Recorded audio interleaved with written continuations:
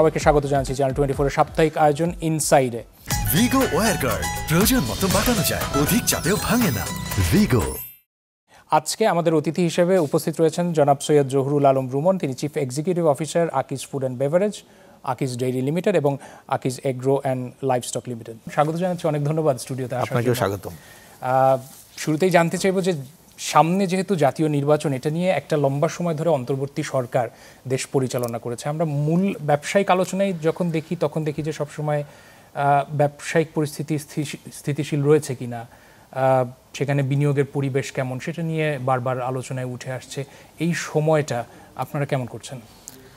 আলহামদুলিল্লাহ, আমরা ব্যবসা মোটামুটি ভালোই করছি। তবে বিনিয়োগের কথা যেটা বললেন, ব্যবসার আসলে কন্টিনিউয়াস বিনিয়োগ করতে হয়। আপনি লস হলেও বিনিয়োগ করতে হবে, লাভ হলেও বিনিয়োগ করতে হবে। সো এই ক্ষেত্রে যদি গভর্নমেন্ট স্থিতিশীল না থাকে বা যদি মনে হয় যে না খুব দ্রুতই গভর্নমেন্টের পলিসি চেঞ্জ হতে পারে, গভর্নমেন্ট চেঞ্জ হতে পারে, তখন কিন্তু আসলে বিনিয়োগ নর্মালি বাধাগ্রস্ত হয়। কারণ এরকম অবস্থাতে আসলে কেউ বিনিয়োগ করতে চান না। আবার ধরুন যদি রাজনৈতিক স্থিতিশীলতা না থাকে তখনও কিন্তু বিনিয়োগ করতে চান না। তো আমাদের দেশের সার্বিক পরিস্থিতিতে যদি বলেন, প্রায় আমরা 2 বছরের বেশি কিন্তু এই সময়টা পার করছি। অন্তর্বর্তী সরকার এবং অন্তর্বর্তী সরকারের আগে যে সরকার ছিল সেই সরকারেরও ইলেকশনের পূর্ববর্তী 2-3 মাস আগের থেকেই আমরা কিন্তু একটা অস্থিতিশীল অবস্থার ভিতর দিয়ে যাচ্ছি। নেক্সট গভর্নমেন্ট কী হবে, তার পলিসি কী হবে, এগুলো নিয়ে আমরা সবসময়ই একটু তো অডিট থাকেই। সো ইনভেস্টমেন্ট এই কারণে কিন্তু আসলে অনেক দিন ধরে বাংলাদেশের অর্থনীতিতে এই একটা অস্থিরতা বিরাজ করছে এবং একটা স্থবির অবস্থা বিরাজ করছে, যেটা আসলে ব্যবসার জন্য খুব ইতিবাচক না। সো যত দ্রুত হয়তো একটা ইলেকশন হবে বা একটা গভর্নমেন্ট স্থায়ীভাবে আসবে, তখন হয়তো এই অবস্থাটা আবার চেঞ্জ হয়ে যাবে ইনশাআল্লাহ। একটা স্থবির অবস্থার কথা বলছিলেন, বিশেষ করে মূল্যস্ফীতি বেড়ে যাওয়ার পরে আমরা দেখেছি যে ক্রয় ক্ষমতা কমে গেছে সাধারণ মানুষের। আপনারা সবসময় যেহেতু মানুষের কাছে পৌঁছানোর চেষ্টা করেন, অর্থাৎ কনজিউমারের কাছে পৌঁছানোর চেষ্টা করেন, ক্রয় ক্ষমতা কমে যাওয়ার কারণে বা মূল্যস্ফীতির কারণে নিশ্চয়ই আপনারা দেখে থাকবেন বা রিপোর্টগুলোতে আমরা দেখি যে খুচরা কাঁচামাল এবং আপনারা ব্যবসা যেই প্রোডাকশনে যাওয়ার জন্য যে ইনগ্রেডিয়েন্টসগুলোর উপর ভরসা করেন সেগুলোর খরচ বেড়ে যাচ্ছে। এটা আপনাদের ব্যবসার উপরে কেমন প্রভাব পড়েছে? প্রথমে মূল্যস্ফীতি নিয়ে একটু কথা বলি। যেদিন থেকে পণ্যের মূল্য নির্ধারণ হচ্ছে সেদিন থেকে কিন্তু মূল্যস্ফীতি শুরু হচ্ছে। সো মূল্যস্ফীতি আসলে নতুন কিছু না। বিষয়টা হলো যখন এই মূল্যস্ফীতির সাথে মানুষের কাজ কমে যায়, কাজের পরিবেশ ঠিক থাকে না, ইনভেস্টমেন্ট কমে যায়, তখন আসলে এই মূল্যস্ফীতিটা ভোক্তার জন্য ডিফিকাল্ট হয়ে যায় মূল্যস্ফীতিটা নেওয়া। কিন্তু যদি মানুষের কাজ থাকে তাহলে কিন্তু মূল্যস্ফীতি খুব বড় চ্যালেঞ্জ হয় না। আমাদের মতো ইকোনমিতে উন্নয়নশীল দেশে 6-7% মূল্যস্ফীতি আসলে থাকবেই। কিন্তু যেটা এখন যে অবস্থাতে আমরা আছি, আসলে এমপ্লয়মেন্ট জেনারেশনটা কমে গেছে, বেকারত্বর হার এখন অনেক বেশি। লাস্ট কয়েকদিন আগে একটা দেখলাম 28%। তাহলে মানুষের কাজ না থাকলে আসলে মূল্যস্ফীতি কম থাকলেও কোনো লাভ নাই, তার কেনার ক্ষমতা স্বাভাবিকভাবেই থাকবে না।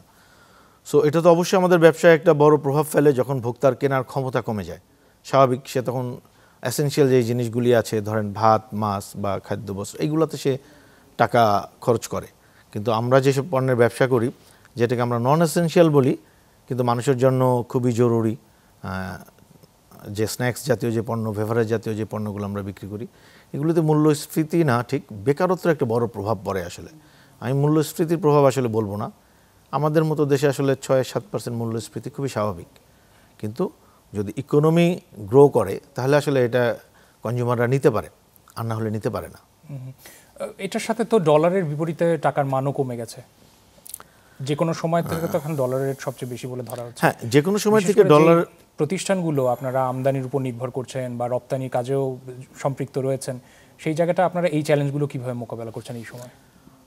আসলে আমাদের দেশে যেটা হয়েছে, অনেক দিন সম্ভবত আমরা যেটা মনে করি যে ডলারের রেটটা কন্ট্রোল করা হচ্ছে, যখন এই কন্ট্রোলটা উঠায় নেওয়া হচ্ছে তখন অস্বাভাবিকভাবে ডলারের রেট বাড়ছে। সো আমরা যে সুবিধাটা পেতাম আগে, আমদানিতে খরচ অনেক কম পড়তো। কাঁচামাল আমদানি, আপনি জানেন যে আমাদের দেশে বেসিক খাদ্যপণ্য ছাড়া সবই আমদানি নির্ভর অলমোস্ট।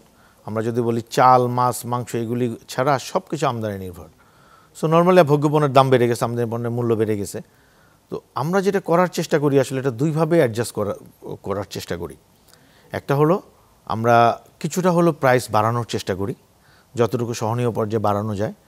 আরেকটাভাবে আমরা চেষ্টা করি, হয়তো আগে যেটা 200 গ্রামের দাম, যেই দামটা ছিল সেটা হয়তো 180 গ্রামের সেই দামটা আমরা পণ্যের পরিমাণ কমায় দিই প্যাকেটে, যেটা আমরা ডিক্লিয়ার করি যে 180 গ্রাম। সো এভাবে করে অ্যাডজাস্ট করে। আপনি যদি বিস্কিট দেখেন স্পেশালি, আগে দেখবেন যে একটা বিস্কিটের প্যাকেট খুললের মধ্যে 8-10টা বিস্কিট পাওয়া যেত, এখন এটা কমে আসছে 6টাতে। সো এভাবে করে আসলে অ্যাডজাস্ট করতে হয়, কারণ কোম্পানিগুলোর কিছু করার থাকে না।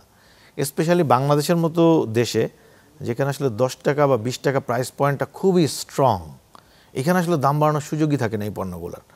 তখন বাধ্য হয়ে হয়তো কোয়ান্টিটি কমাইতে হয় এটাকে অ্যাডজাস্ট করার জন্য। এটা আমরা যারা আসলে সুনামের সাথে ব্যবসা করছি তারা এইটাই চর্চা করি, এই প্র্যাকটিসটাই করে থাকি। এছাড়াও হয়তো চেষ্টা করি বিভিন্নভাবে প্যাকেজিং খরচটা একটু কমানো যায় কিনা। অনেক সময় আমরা দেখা যায় যে আগে যে স্ট্যান্ডার্ডের প্যাকেজিং ইউজ করতাম, হয়তো গুণগত মান ঠিক রেখে প্যাকেজিংয়ের খরচ একটু কমানোর চেষ্টা করি। কখনো কখনো আসলে এফিসিয়েন্সির উপরে জোর দিই, লোক কমানোর চেষ্টা করি, এফিসিয়েন্সি বাড়ানোর চেষ্টা করি, মেশিন এফিসিয়েন্সি বাড়ানোর চেষ্টা করি। এগুলো করেই টিকে থাকার চেষ্টা আসলে। কিন্তু আসলে দাম না বাড়ায় অ্যাডজাস্ট করাটা খুবই মুশকিল। খুব মুশকিল। এই চ্যালেঞ্জগুলো আপনারা জি সবসময় ফেস চেষ্টা করছেন। তারপরও ক্রেতাদের একটা আস্থার জায়গা থাকে।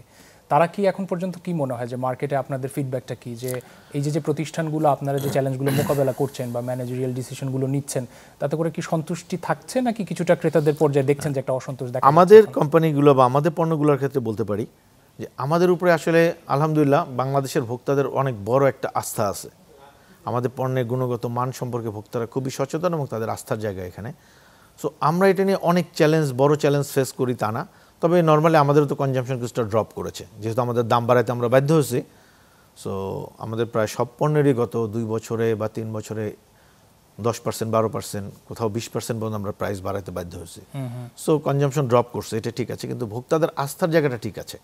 ভোক্তাদের প্রতি আমাদের যে কমিটমেন্ট, এই কমিটমেন্টও আমাদের ঠিক আছে এবং ভোক্তারাও আমাদের প্রতি যে আস্থা, যে ভালোবাসা, সেটা ঠিক আছে আসলে। ভোক্তাদের আস্থার কথাই আসি, যেমন আপনারা বেভারেজের ব্যবসায় রয়েছেন, তো সেই জায়গায় দেখা যায় যে বাংলাদেশের যে মার্কেট সাইজ, তাতে করে এই বেভারেজের মার্কেটের মধ্যে জুস ড্রিঙ্ক বা ফ্রুট ড্রিঙ্কসের একটা অন্যতম একটা অবস্থান রয়েছে, যারা কিনা ক্রেতা পছন্দ করছেন বা ক্রেতা তার পরিবারের ছোট ছোট সদস্যদেরকে তারা খাওয়ান। এই জায়গায় একটা বিশ্বাসযোগ্যতা জায়গা তৈরি হয়েছে যে আমি যে ফ্রুট জুস খাচ্ছি বাংলাদেশের বাজারে, সেটা আসলে কতটুকু রিলায়েবল বা কতটুকু আমি ট্রাস্ট করতে পারি। সেই জায়গায় আকিজ বেভারেজ কিভাবে নিজেদেরকে আলাদা করে? যেহেতু বেভারেজ আমাদের সবচেয়ে বড় ব্যবসা, তো আপনি একদম রাইটলি পয়েন্ট আউট করেছেন যে বেভারেজ আমরা এটা কিভাবে দেখছি। বেভারেজ আমাদের বড় ব্যবসা। আমরা যদি বলি যে গত 4-5 বছর ধরেই কনজিউমার শিফট হচ্ছে, সফট ড্রিঙ্কস থেকে আস্তে আস্তে জুসের দিকে যাচ্ছে, ফ্রুট ড্রিঙ্কের দিকে যাচ্ছে। এটার একটা বড় কারণ আমি মনে করি যে কনজিউমারদের সচেতনতা। তারা মনে করছে আরেকটু হেলদি ড্রিঙ্ক তাদের নেওয়া উচিত। ইভেন আপনি যদি দেখেন পানির দিকেও হিউজ পরিমাণ কনজিউমার শিফট করেছে। আমরা খুব রিসেন্টলি 10 টাকা দিয়ে একটা পানিও এনেছি এই জন্য। সো আর আমাদের জুসের ক্ষেত্রে যদি বলেন, আমরা চেষ্টা করছি, আমাদের জুসের মার্কেট বড় হচ্ছে, এই যে ডলার, ইনফ্লেশন সব কিছু মিলেও আমরা চেষ্টা করছি আমাদের জন্য জুসের প্রাইসটা ঠিক রেখে, গুণাগুণ ঠিক রেখে ভোক্তার কাছে পৌঁছে দিতে। এবং আলহামদুলিল্লাহ আমাদের জুসের মার্কেট একটা সিগনিফিকেন্ট লেভেলে আমরা গ্রোথ পাচ্ছি ডে বাই ডে। একটা জানার আগ্রহ থাকে যে বাংলাদেশে যে জুস বা যে কনজিউমার লেভেলে যে প্রোডাক্টগুলো যাচ্ছে, আন্তর্জাতিক বাজারে কি কম্পিট করতে পারে কিনা। সো যে জুস আর বেভারেজের যে কথাগুলো বলছিলেন, সেগুলো কি আন্তর্জাতিক বাজারে আপনাদের পণ্য বা বাংলাদেশের পণ্য আমরা যে প্রতিনিধিত্ব করার কথা বলি, সেই জায়গায় কি কম্পিট করতে পারছে বা ওরকম আমরা ওইটা বরাবর ওই বজায়টা রাখছি কিনা কোয়ালিটিটা? যদি আন্তর্জাতিক বাজার বলেন, বাংলাদেশের বাজারেও অনেকগুলো আন্তর্জাতিক পণ্য আছে। আবার আমাদের পণ্য এই মুহূর্তে আমাদের ফ্রুটিকা যে ব্র্যান্ডটা আছে 47টা দেশে আমরা এক্সপোর্ট করছি এবং এই মার্কেটগুলো কিন্তু ডে বাই ডে আমাদের বাড়ছে, বড় হচ্ছে। আমাদের এক্সপোর্টটা ডে বাই ডে বড় হচ্ছে। কিন্তু দেশীয় বাজারে যদি দেখেন, আন্তর্জাতিক অনেকগুলো প্রোডাক্টই লঞ্চ করেছে। সো আলহামদুলিল্লাহ তাদের সাথে কম্পিটিশন করে আমরাই মার্কেট শেয়ারটা, বড় মার্কেট শেয়ারটা ধরে রেখেছি এবং আমরা সাকসেসফুলি ইন্টারন্যাশনাল যে ব্র্যান্ডগুলো আছে সেগুলোর সাথে পাল্লা দিয়ে আমরা সাকসেসফুলি ব্যবসা করছি এবং কনজিউমাররা আমাদের প্রোডাক্টটা পছন্দ করছে। কনজিউমার একটা বড় আস্থা আছে আমাদের প্রোডাক্টের উপরে। জনাব জহুরুল আলম রুমন, বলছিলেন যে বাংলাদেশে বেভারেজ বা ফ্রুটের যে মার্কেট বা আপনারা যেভাবে কম্পিট করছেন, বাংলাদেশের মার্কেটও তো বিদেশি কোম্পানিগুলোর প্রোডাক্টও অ্যাভেলেবেল বা জুস বা এই পণ্যগুলো অ্যাভেলেবেল। সেই ক্ষেত্রে কি মনে করেন যে সরকারের যে এখন পর্যন্ত যে পলিসিগুলো রয়েছে, তাতে করে দেশীয় পণ্য যাতে মানুষ বেশি করে কিনে বা তারা যাতে আগ্রহী হয়ে যান, সেই জায়গায় পলিসি নিয়ে কাজ করার জায়গা আছে? এটা তো অবশ্যই। আপনি যদি দেখেন জুস বা ড্রিঙ্কস মার্কেটে দেখেন, সরকারের একটা কমন পলিসি হলো ডিউটি যেটা, সেটা লোকাল কোম্পানি এবং ইন্টারন্যাশনাল যে কোম্পানিগুলি আছে বা যারা ইম্পোর্টেড, ডিউটি সবার জন্য সেম ডিউটি স্ট্রাকচারটা।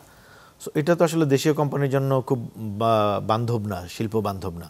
সো এখানে গভর্নমেন্ট যদি দেশীয় কোম্পানিগুলোর জন্য আলাদা ট্যাক্স স্ল্যাব, আলাদা এসডি এটা ইম্পোজ করে, এবং ইন্টারন্যাশনাল কোম্পানি বা ইম্পোর্টেড এগুলোর জন্য যদি আলাদা ট্যাক্স স্ল্যাব থাকে, তাহলে সে দেশীয় কোম্পানিগুলো আরও ভালো ব্যবসা করতে পারবে এবং আমাদের মূল্যবান বৈদেশিক মুদ্রা সাশ্রয় তো হবেই। অ্যাট দ্য সেম টাইম আমাদের কনজিউমারের আস্থা কিন্তু দেশীয় পণ্যের উপরেই। আমি যদি জুসের ক্ষেত্রে বলি, ফুটিকার উপরে আমাদের দেশের কনজিউমারদের যে আস্থা আছে, এটা বাংলাদেশে অন্য কোনো জুসের উপরে নেই, লোকাল হোক অথবা ইম্পোর্টেড হোক। সো দেশীয় পণ্য যেহেতু কনজিউমাররা ভালোভাবে গ্রহণ করছে এবং আমরা বারবারই দাবি করছি যে আমাদের পণ্য গুণগত মানে সেরা যে কোনো পণ্যের তুলনায়। তো এটা তো গভর্নমেন্টের পলিসি যদি শিল্প বান্ধব হয়, দেশীয় শিল্প বান্ধব হয়, তাহলে এটা আরও বেটার হবে, এটা আরও ডেভেলপ করার সুযোগ থাকবে। ডেইরি প্রোডাক্টের ক্ষেত্রে চিত্রটা কেমন বা ব্যবসায় কেমন পরিস্থিতি? ডেইরি প্রোডাক্টের ক্ষেত্রে সবচেয়ে বড় আমি বলবো যে একটা লিমিটেশন আছে আমাদের বড়। আমাদের ডেইরি শিল্পটা এখনও পুরো শিল্প হিসেবে আসলে গড়ে ওঠে নাই ওইভাবে। আপনি যদি দেখেন আমাদের দেশে যে দুধ উৎপাদন হয়, তার অল্প পরিমাণ আসলে আমরা কালেকশন করে শিল্পক্ষেত্রে আনতে পারি, বাকিটাই কিন্তু আমরা প্রসেস করতে পারি না, গ্রামের হাটে বাজারে ওইভাবে করে বিক্রি হয়। সো এই ক্ষেত্রে গভর্নমেন্ট যদি এই দুধ তো সহজেই পচনশীল, এটা সংরক্ষণ করা খুব ঝামেলা।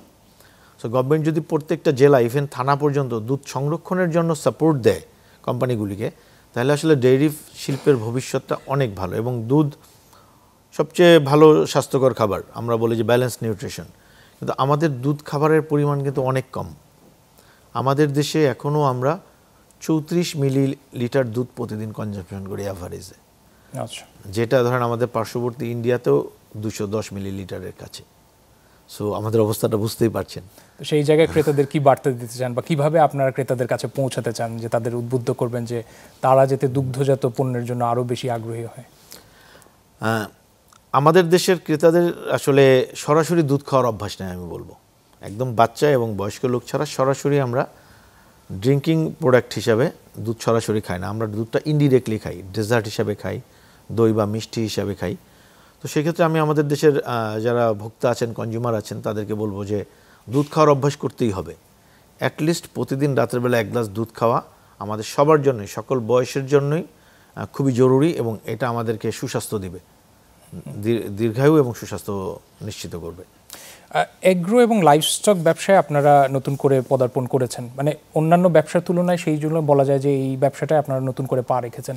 সেই জায়গায় নিশ্চয়ই আপনাদের একটা ভিশন রয়েছে। বাংলাদেশের যে এখন পর্যন্ত যে বাস্তবতা, তাতে করে কি মনে হচ্ছে যে এই জায়গায় ব্যবসাগুলোর সম্ভাবনা কতটুকু দেখেন, বা সেটা যদি রপ্তানি কেন্দ্রিকও হয়ে থাকে তাহলে সম্ভাবনাটা কত বড় বলে মনে করেন আপনি? ধন্যবাদ এই প্রশ্নটা করার জন্য আপনাকে, কারণ আমি একটু এগ্রো ব্যবসায় আমরা কেন আসলাম সেটা আগে ব্যাখ্যা করতে চাই।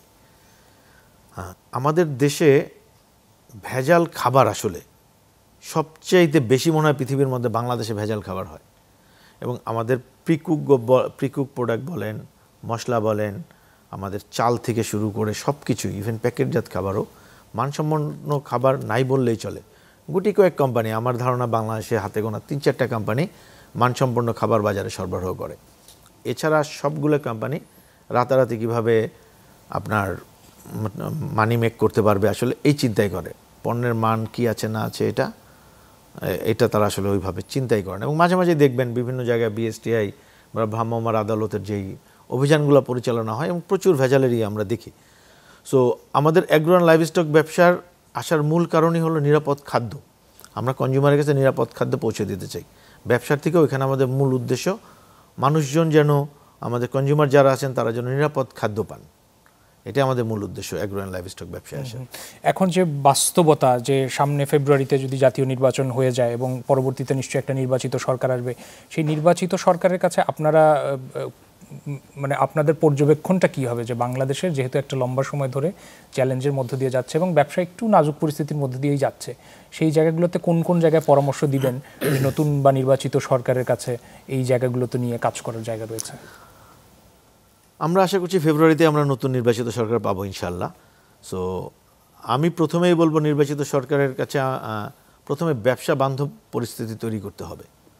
নট দ্যাট ব্যবসায়ীদেরকে সাপোর্ট দিতে হবে, ব্যবসায়ীদেরকে টাকা দিতে হবে, এরকম না। পরিবেশটা যেন ব্যবসা বান্ধব হয়, যেন আমরা ধরেন আমাদের যে ইনভেস্টমেন্ট এগুলো যেন ইজিলি অ্যাক্সেস করতে পারি। গভর্নমেন্টের যে পলিসিগুলি আছে এই পলিসিগুলিতে রিল্যাক্স করা, আমি ভ্যাট ট্যাক্স কমানোর কথা বলছি না, যেন আমি একটা ফ্যাক্টরি করতে চাইলে দ্রুত করতে পারি, অন্যান্য ওই লাইসেন্সগুলো যেন আমি দ্রুত পাই, এই ক্ষেত্রে যেন সময় ক্ষেপণ না হয়। কারণ আমরা কিন্তু প্রায় 3 বছর আমাদের ইনভেস্টমেন্ট অবস্থা খুবই খারাপ।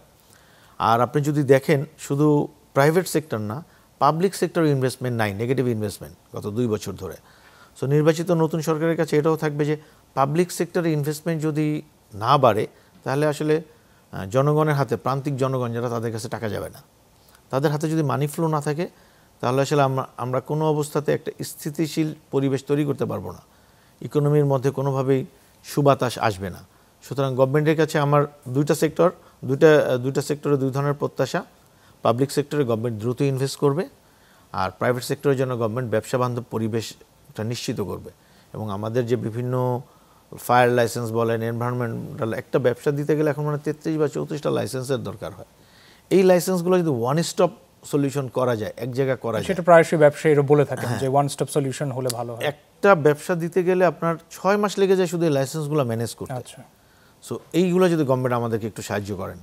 আরেকটা আমাদের যে এলসির মার্জিন আছে, যেহেতু আমরা প্রচুর ইম্পোর্ট করি, এলসির মার্জিনে যদি আরেকটু রিল্যাক্স করা যায়। এখন আমাদের অনেক বেশি মার্জিন দিয়ে এলসি করতে হয়, যেটা কিছুদিন আগে তো 100% ছিল, আলহামদুলিল্লাহ এখন একটু কমে আসছে, কিছুটা কমে আসছে। তো এটা যদি আরেকটু কমানো যায় তাহলে আসলে দ্রুত ইনভেস্টমেন্টগুলো আসবে।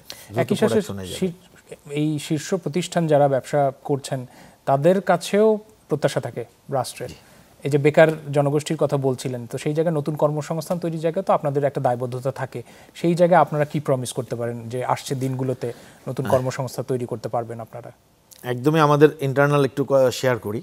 আমরা লাস্ট আমাদের যে এই অর্থ বছরে যে বিজনেস প্ল্যান করলাম, আমরা নর্মালি 3 থেকে 5 বছরের জন্য একটা ড্রাফট প্ল্যান করে থাকি। সো এই 3 থেকে 3 বছরে যে আমাদের ড্রাফট প্ল্যান ছিল, সেখানে আমাদের আছে যে আমাদের কর্মসংস্থান দ্বিগুণ করব।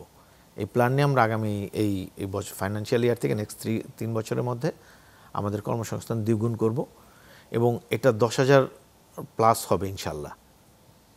এটা শুধুমাত্র আমি আমাদের ইউনিটের কথা বলছি, আকিজ ভেঞ্চার গ্রুপের কথা বলছি। আচ্ছা, আর যারা তরুণ যারা দর্শক রয়েছেন বা যারা ব্যবসায়ী শীর্ষ প্রতিষ্ঠানে আপনাদের মতো আপনাদের জায়গায় এসে কাজ করতে চান বা নেতৃত্ব দিতে চান, তাদের জন্য কি বার্তা থাকবে? তরুণ যারা আছেন, যারা ব্যবসায় আসছেন অথবা যারা কর্মক্ষেত্রে প্রবেশ করছেন, তাদেরকে একটাই কথা বলবো যে পরিস্থিতি যতই চ্যালেঞ্জ থাকুক, যতই দুরূহ থাকুক, লেগে থাকলে পরিস্থিতি আপনার ফেভারে আসবেই। সো কোনো অবস্থাতে হার মানা যাবে না, জি, সবসময় লেগে থাকতে হবে। জনাব জহুরুল আলম রুমন, অনেক ধন্যবাদ আমাদের আয়োজনে আজকে সময় দেওয়ার জন্য। আপনারা দেখছিলেন চ্যানেল 24 এর সাপ্তাহিক আয়োজন ইনসাইড। আজকের মতো এখানেই আয়োজন শেষ করছি। সবাইকে ধন্যবাদ সাথে থাকার জন্য।